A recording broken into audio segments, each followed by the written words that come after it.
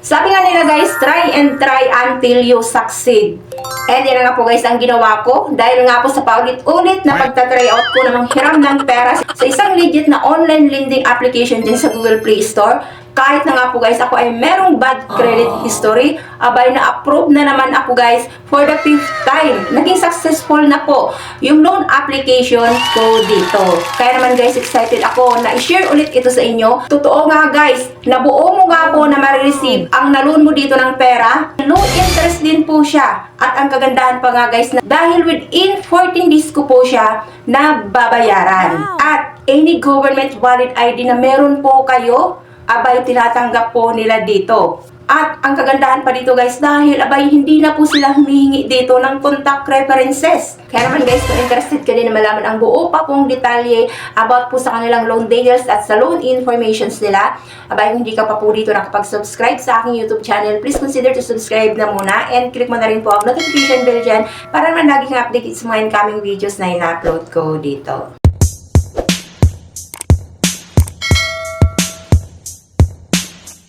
At ang binibida ko sa inyo ngayon guys na ulan na available po sa Google Play Store ay no other than po kay Cashialo.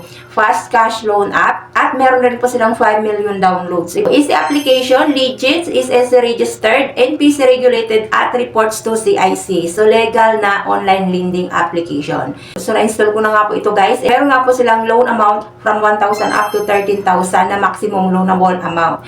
So click na natin itong apply now and kailangan nyo na po muna dito na mag-register as a first timer user. Accept na natin itong cash loan up to 13,000 pesos and dito kailangan nyo na muna na mag-agree dahil humingi po sa dito ng permission to start your loan application. So, unang bubungad lang dito guys ay yung loan purpose. So, makakapamili ka nga po guys kung para saan nga ba yung loan na hiramin, yung pera na hiramin mo sa kanila. Kung pang shopping po ba, tuition fee, bills, travel, medical expenses, and other. Next yan guys ay, hingan ka na kaagad dito ng cash out option. Hingan na po kayo kagad ng inyong pong personal information and then any government valid ID na po ito guys. At pinakang last po dyan guys ay ando na po kaagad sa loan offer. Possible po na i-approve po nila sa inyo. So sa akin po guys nag-pop up po. So meron daw po akong loan amount na 1,000 pesos. And loan terms nga nito guys ay 14 days. So single payment lang po ito sa ngayon. And next yan guys ay product information. So dito guys papakita nga po sa inyo yung details na po guys ng loan information po ninyo. So kailangan nyo po dito mag-agree at kailangan nyo po ito guys na basahin po para rin po magkaroon po kayo ng idea at information regarding nga po sa kanilang sistema ng pagpapautang. Followed by advisory. So meron na nga po sila dito guys ng loan agreement. Ito nga din po guys ay kailangan nyo rin po na maintindihan at basahin nyo po bago po kayo dito mag-confirm po ng loan. Ay nagpapaalala po sila na kailangan mong aralin yung kanila pong terms of the loan agreement including po yung disclosure statement na kung saan nga po ay nandoon po yung loan details, yung term, interest, penalty, charges, and fees associated with the loan product. Next yan guys ay meron din po sila ditong loan promissory note.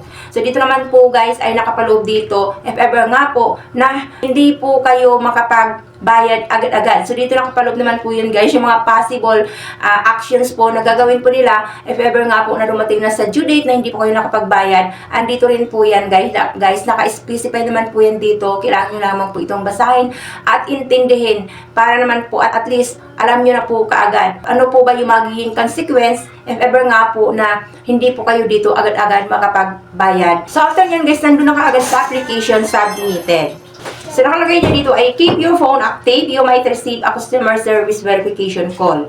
And after loan is approved, the money will be transferred to your bank account or digital wallet.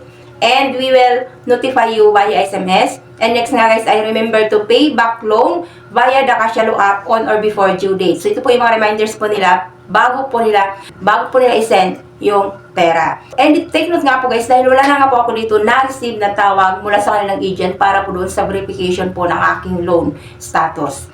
And ito na nga po guys yung loan details ng 1,000 pesos na i-approve po nila. So amount due ay 1,094.61.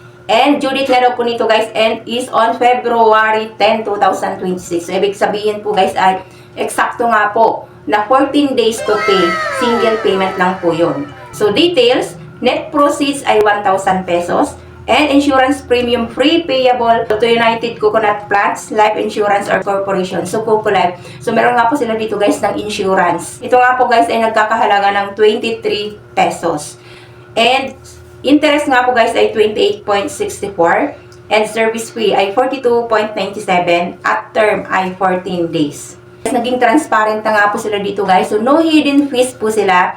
Dahil dito nga po guys ay pinakita na po nila kaagad-agad yung mga deductions po nila. So, ang i-add lang po nila ay 23 pesos para doon sa Coco Life Insurance, 28.64 at 42.97 which is na nagtotal lamang po siya guys ng 94.61 pesos. So, after clicking guys ng confirm, ayan, so meron na nga po ako guys na-receive ng text messages mula po sa kanila.